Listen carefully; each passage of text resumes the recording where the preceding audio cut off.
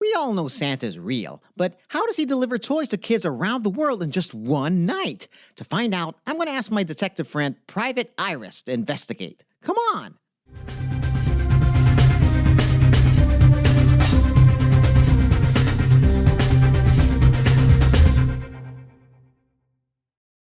Hi, guys. I'm Danton Cord, and this is my friend, Private Iris. I told you not to call me Private Iris. I don't know why I keep agreeing to come along with you when you clearly never listen to me. Sorry, I keep forgetting that you don't like that name.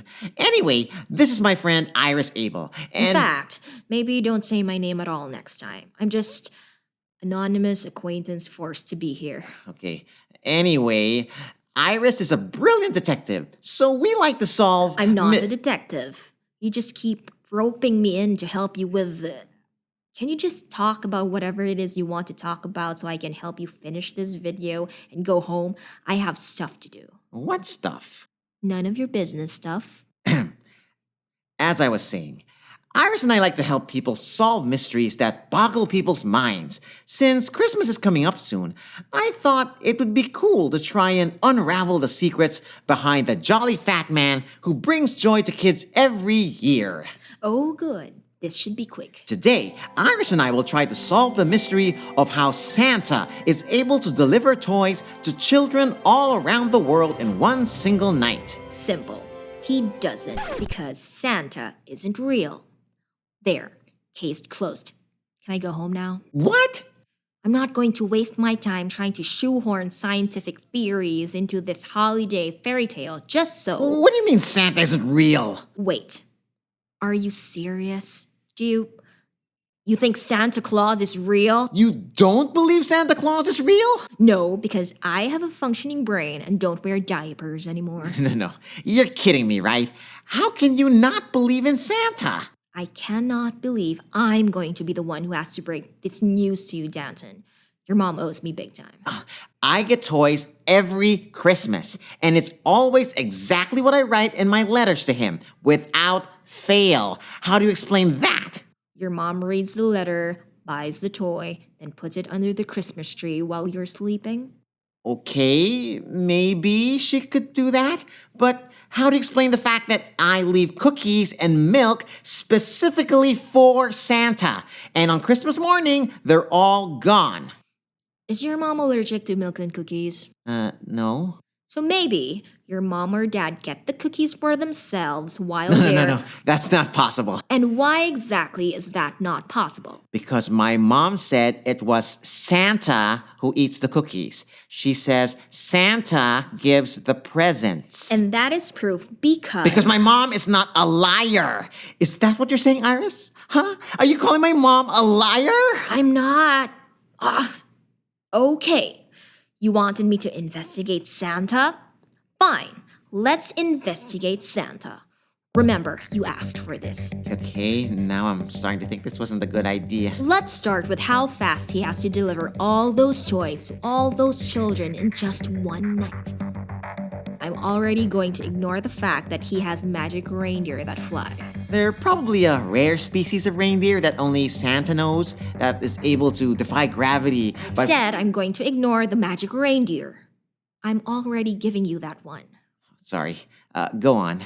There's no simple way to calculate how much distance Santa has to cover, but no matter how you cut it, it'll be a big number. If we assume he gives gifts to all children, there are 2.2 billion on Earth now who are under 18 according to UNICEF. Even if we assume that there are on the average 3 kids per household worldwide, that's still 733 million homes. Maybe Santa doesn't really have to visit as many children as we think, so that's why he's able to do it. I mean, he probably doesn't give gifts to every kid in the world. Like, what if we only count kids who are younger than 14? Older kids probably don't write Santa anymore. Gee, I wonder why. Fine. If it's kids 14 and below, that would be around 1.9 billion kids. And what if we don't count all the people who don't celebrate Christmas? I mean, I'm sure Santa would love to give those kids presents, but if they don't write to him, he wouldn't know what to give them, right? Sure. Okay then. Information from the CIA. You have access to the CIA? Is this another one of those crazy secrets you keep from everyone? That you're a spy for the US government? They have a public website, you goof. Oh. As I was saying, the CIA provides info on the population of the world by age and religion. If we combine those two data points, we can estimate that there are around 526 million kids under 14 who celebrate Christmas on December 25. But like you said, many of these kids are siblings, so many kids can share the same house, which is just one visit for Santa. So, we then divide the total by the worldwide average of 3 children per household.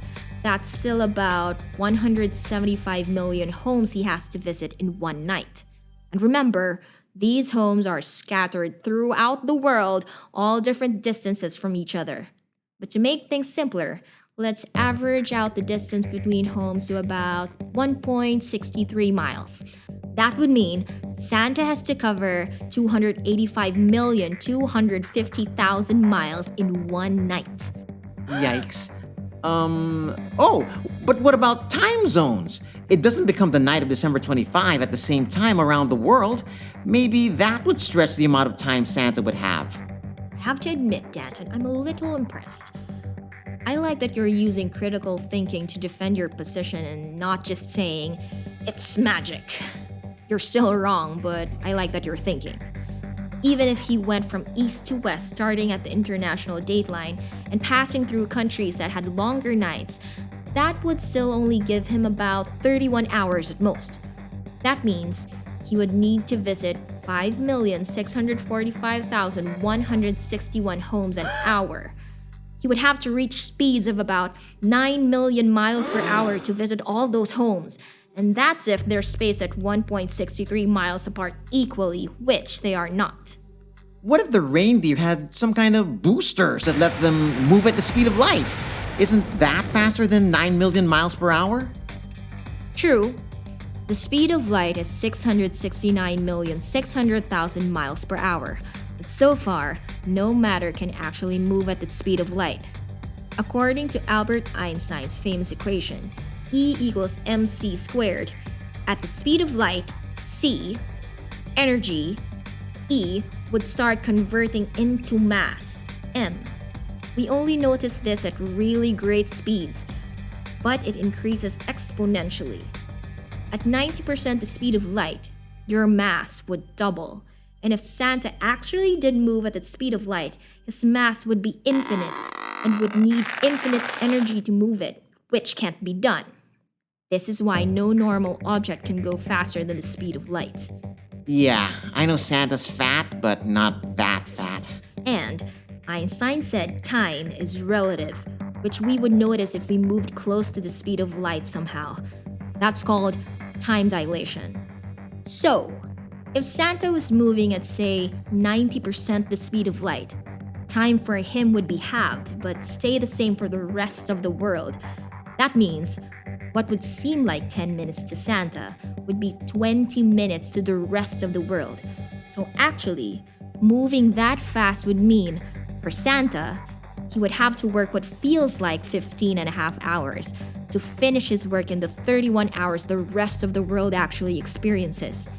Okay, so maybe he doesn't go light speed, but even say 10 times faster than the 9 million miles per hour would give him more time? It's possible, though at those speeds, Santa and his reindeer would probably be vaporized with incredible heat caused by air resistance. And they would create sonic booms that would destroy all the houses and buildings below them. That doesn't sound like a Merry Christmas. Plus, all these calculations only assume he only passes over each house. It doesn't even consider the time he would need to land, park the sleigh, pull out the toys, enter the house, put the gifts down, eat cookies or whatever, then get back in. Think about it, Danton. How long do you think a healthy, lean, athletic guy would take to do all that stuff in each home? Let me think. Maybe about 1 minute?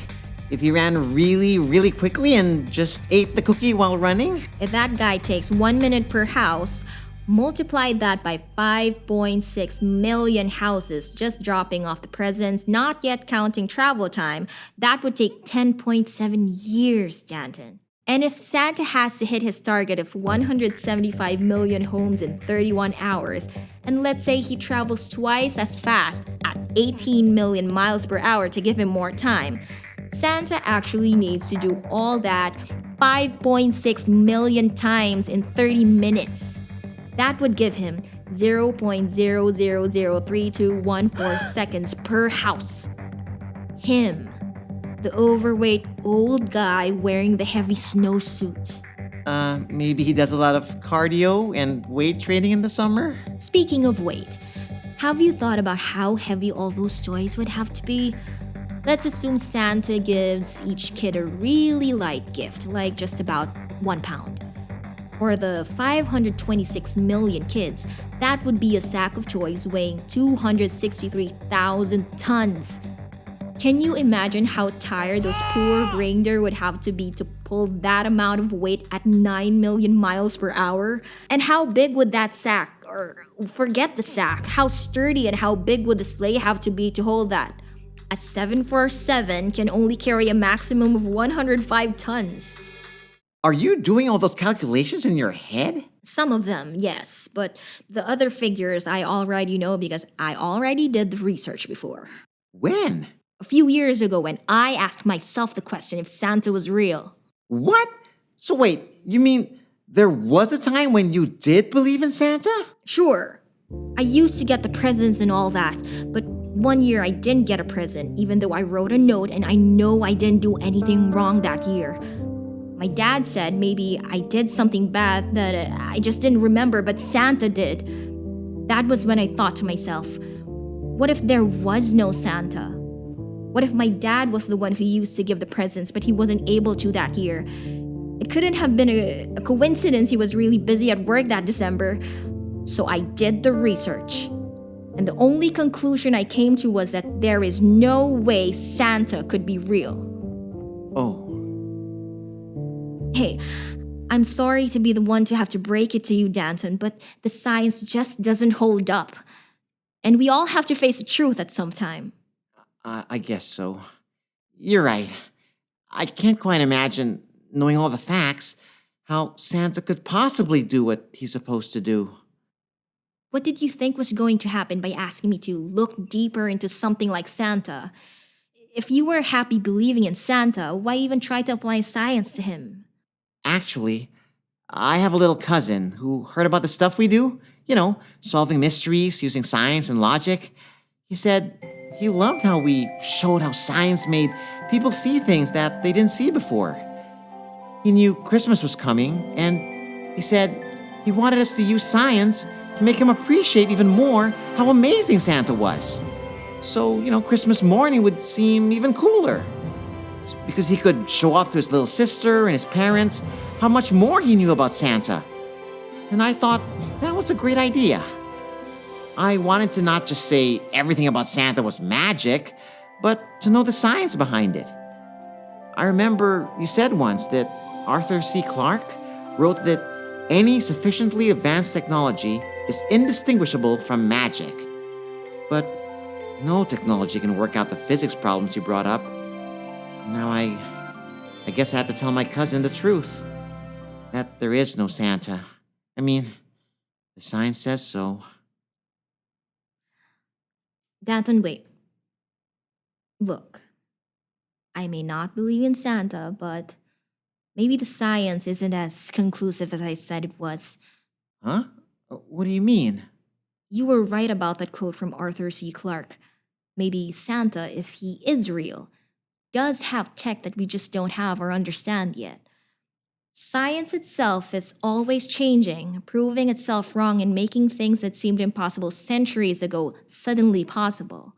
So, what kind of tech could make Santa solve all the problems you brought up? Okay, I'm not saying any of this exists, but it could exist following scientific principles. Remember I mentioned Albert Einstein and his theory of relativity? How for people moving near the speed of light, time moves differently and slower? Yeah? Maybe Santa has a greater understanding of relative physics, and he has tech that lets him form what they call relativity clouds, or rips in time that would let Santa stretch time like a rubber band for him. So time would seem like months to him, but only a few hours would pass by for the rest of the people on Earth. That way, he doesn't have to move all that fast. Really? That sounds cool. Or, another possibility is that he has a device that lets him call on other Santas from other dimensions to help him out. There is the many worlds interpretation that there are an infinite number of universes out there where everything that could have happened in our past but did not actually did happen in several of those universes.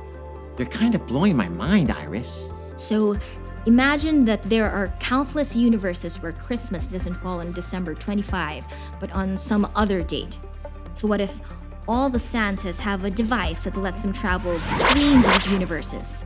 And they all know each other and work together like some council of Santas. Maybe they schedule it so that, for example, 1 million Santas from other universes all visit 6 houses per hour in our universe, all at the same time. That would let them all cover the 175 million households in 31 hours or even less. Then, in appreciation, the Santa from our universe helps out in other universes where Christmas falls on a day other than December 25. So you actually have Santas working all year round, just in different universes and as big teams. It would be like a delivery network like those of companies like FedEx or DHL or Amazon. Whoa. Okay, now the pieces of my mind have been blown into smaller pieces. But what about the tons of toys? In both scenarios, Santa wouldn't have to carry hundreds of tons of toys in one go since he would have more time to make more trips. Or another possibility is that his sack is also magic. But I thought we were trying to put science into it. Well, it would be magic in that it would use tech that could also access another dimension. Maybe the sack creates a wormhole or a bend in space-time that lets Santa keep tons of toys in another dimension where he can just pull them out as he needs them. But it wouldn't make the sack heavier. So there are scientific ways to explain how Santa could do what he does. It's a bit of a stretch, but yes, there are ways to use science to explain it. So forget what I said earlier. Maybe I was just too stuck in the science of today. Maybe I was wrong and Santa does work. So you're saying that the science doesn't say for sure that there is no Santa? I'm saying, hey, if you and your cousin want to believe in Santa, Danton, and that brings joy to your family this time of year, I respect what you believe. So I can tell my cousin all that stuff about the many universes and the wormhole toy bag? Sure. Thanks, Iris. But maybe leave out all the stuff I said about Santa and the deer getting vaporized by air resistance. Let's not scar your cousin mentally for life. Yeah, it's already too late for me. Yeah. So, you still believe in Santa? Yeah, I think I still do. You? I'm more open to the idea. But you know who I really believe in? You. Aw, jeez, what was that? Why'd you have to make this all mushy all of a sudden? Ew.